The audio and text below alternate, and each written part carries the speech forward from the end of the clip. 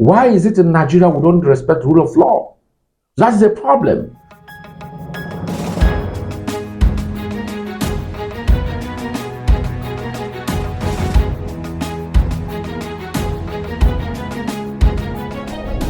Welcome once again to another beautiful segment here on Noble TV Live. My name is Valentine Agogo, and I'm here with a very special guest, my very good friend who I've actually missed so much on set. I've been on set with the highly esteemed Dr. Chidi Peters. Thank you. It's nice having you on set. You know, I like having him on set because we usually have a lot of... you look good and, look English. No, see, I'm actually trying to be like you now. My role model, all right? I'm trying to be like you, but funny enough, he didn't come with all his regalias today. I was going to match him up today, but it's fine. It's fine. Good to have you on set today. All right, so very straight to the point. Recently, the Ohanaeze Ndigbo paid a visit to the President Bola Ahmed Tinubu, and then made a special request, which is actually trending right now, that the President should declare a state of emergency. I quote, all right? And it should look into the security issues in the Southeast, the state of emergency and the security issues in the Southeast, with special reference to the Southeast, those 5 states. What's your take on that? First of all, as a member of Ohanaeze Ndigbo, we are mourning the departure of Uruku. Okay. That was a few weeks ago. Then we'll now talk about our Revered Obiozo. That was a few months ago. And well-respected Dr. Ikedife. That was a few years ago. This, you could say, are the pillars of Ohanaeze Ndigbo. And of course, we mourn the departure of our father, Mbazulika Amechi, who was one of the earlier nationalists of Nigeria. And I can tell you that this is one of the best times of Ohanaeze Ndigbo, that they are more united now than ever. Yeah. After the emergence of Iwanyang, who is a renowned industrialist, a lawyer, and economist, he has brought Ndigbo back to what they used to be. Okay. A very strong broom and a bunch of intellectuals coming on board. And this is the first time the entire governors of Southeast Nigeria and who is winning in Southeast Nigeria are backing the president of Ohanaeze Ndigbo worldwide, which is Iwanyang. So they have now one voice to penetrate any of they want to penetrate. They now have one voice to bring sanity to the Igbo environment. Of course, the visit of Ohanaeze Ndigbo to Mr. President is not unusual. They were there because some criminals decided to take over the Southeast Nigeria in the name of sit at home. And I tell people that Igbos are not lazy. Igbos don't sit at home. That Igbos are hard-working people. And Igbos don't kill their fellow Igbo people simply because they're agitating. They don't do that. If you kill your fellow Igbo people, that means you're not agitating for Igbo nation or the Biafra. Because Ojukwu did not kill some people, those who are part and parcel of the Biafra. They didn't. So if you are killing people, that are saboteurs or whatever, that means you're not an Igbo person. So as far as I'm concerned, those who have come to infiltrate Igbo land are criminals from wherever they come from. They can be ascribed to Igbo full-blooded Igbo people, causing mayhem in the Southeast Nigeria. So the Ohanaeze Ndigbo moving to Mr. President to seek a redress on how to address the issue of insecurity in Nigeria, I think is a good omen. I think is a good move. It's a good move for us to have back our sanity. And again, part of what they present to Mr. President is the need to have Nnamdi Kanu released. Not on sympathy, but on the respect of rule of law, whereby after his rendition and the inhuman treatment, the different courts of Nigeria have not found him wanting. They have acquitted him and asked him to be released. Now, the court are insisting that during the past years that he fled away. There's no way that you are meeting your death, you don't run. Yes, the normal thing. That has been determined. So now they're saying if they allow him to go, he will disappear. But I remember Mbazulika Amechi with some Igbo elite going to meet Mr. President Buhari to ask that he should be given as his last will and wish in life, that he should be given Nnamdi Kanu by hand. And any issue that have to do with insecurity, to start in the Southeast, we end. And Buhari said, okay, as he said, it's in the court that he will look into it until Mbazulika Amechi died, nothing happened. And remember, on 2 occasions that Buhari visited Imo State, this topic was also part of what was presented to him. Yeah. On 2 occasions, he was in Abakaliki, Ebonyi State. This issue of raising this man was also part of it. Why is it in Nigeria we don't respect the rule of law? That's the problem.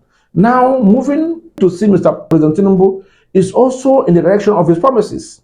That as soon as he assumes office, as he's going to have a negotiation and meeting with all agitators.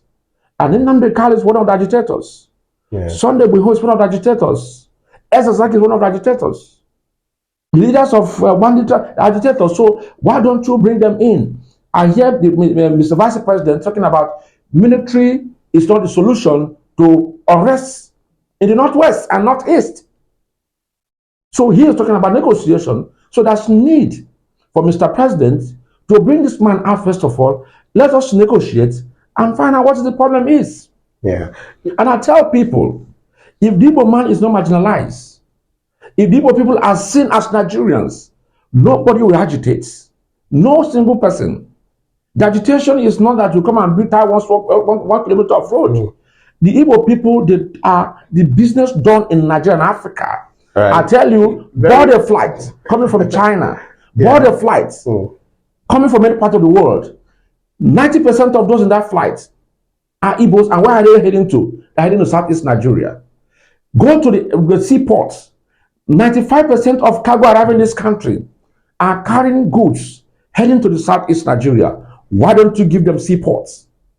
Yeah. Why don't you give them airports? Right. Okay, so when we have multiple airports in the Southeast that have international standard that are lying fallow. Very true. When we have seaports that can be harnessed in Ihiala, that can be harnessed in Oguta, that can be harnessed in Onitsha, and every part of this country and every part of the Southeast Nigeria, yet the people do not deem it fit to have it dredged. When we have the single road or 2 roads that link to the Southeast Nigeria, which is the Enugu-Port Harcourt Road and Owerri, Onitsha-Owerri Port Harcourt Road, the federal government does not deem it fit after it collapsed in 1990s to have them fixed. How can we feed the marginalized? When even you have the police officers coming to house themselves here and bribe to be posted to Anambra State, opposed to Southeast Nigeria, simply because the Igbo man doesn't want to be delayed in his business. So they are extorted. We've had a similar where you actually went into details about all these achievements and the challenges in the Southeast. Previous, I think I also anchored you on that show. So you do well to also. There's no one that's the one Nigerian that Igbo man. Take that from me. Fine. No one. Very fine. But very quickly, still on this Nnamdi Kanu's release, we're told that the Northern Coalition Group, the NCG, actually spoke against it, saying that Nnamdi Kanu should not be released. And same time, the Arewa youths are insisting on the release of Bawa, which is the former EFCC boss. So what all these agitations, even though we're having counter agitations, what we have to say that in summary, very quickly, please. North from north is equals to north. I can simply go now from Igbo Youth Movement Organization of Biafra, or Igbo Youth Movement Organization or whatever, register with CAC, with Board of Trustees, and make a statement. So as far as I'm concerned, statement coming from that group is not. Yeah. A north, heading to a north. So you just 0 plus 0 is 0. So 0 going to 0 is 0. Oh, okay, that's your north. That's what you aspire. Yes. So without due respect to Northerners, please. No. That one, for that group is inconsequential in this matter. Okay, is it consequential? It's very, very consequential in this matter. But don't you think they have enough influence? They don't. You can register. You can register. You can register organization as far as Nigeria is concerned. If they don't register, go to London and register one. Come back and say that Asaseki should not be released. But I think the Northern Coalition Group is a very strong force to reckon with. Everybody can register an organization. But they are strong force to reckon with. Arewa itself have not spoken. Until Arewa speaks, because the phone speaks, they will know that Northerns are speaking. But okay. So basically, we have to wait for Arewa to the organization not to be an organization of the Arewa group, so they can say anything. It's not from north going to north. So to me, whatever comes from them is like pouring water on top of a rock. Okay.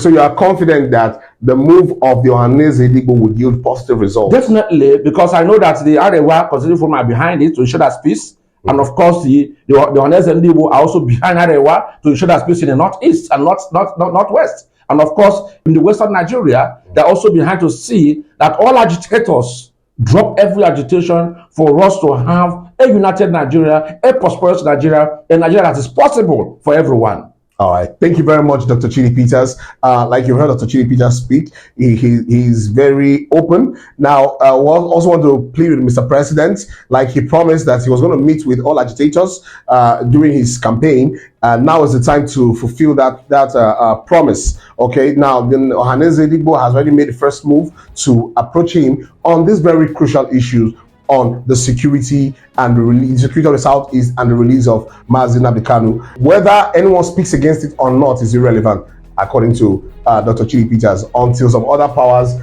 get involved. Then we can now know if it's actually tribal. One of the speaks, that's Yoruba people are speaking. Yeah, not when one small group that come about one two small people speak. That is not an Western opinion or small group speak. That's not an opinion. Oh, that's a group opinion. Yeah, I like that. This matter. I like that. So thank you very much, guys. Please, if you disagree or agree with any of the points raised by Dr. Chidi Peters, please don't hesitate to drop it in the comment section. Please do like and share, and don't forget to subscribe. For more prompt updates on similar content, please do click on the notification button. Thank you.